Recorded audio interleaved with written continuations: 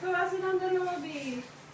So, yun guys. For today's video, nagkakabit na nag-aayos ng Christmas tree yung mag-ina ko. Ayan. Tapos, nanggugulo yung mga aso. Ayan. At ito yung Christmas light. Ayan, nag-aayos lang ng Christmas tree. Nagde-decor pala. Tama, no? Decor, Bin, ha? Decoration! Ayan. Si Udon niya, hindi ako. Udon!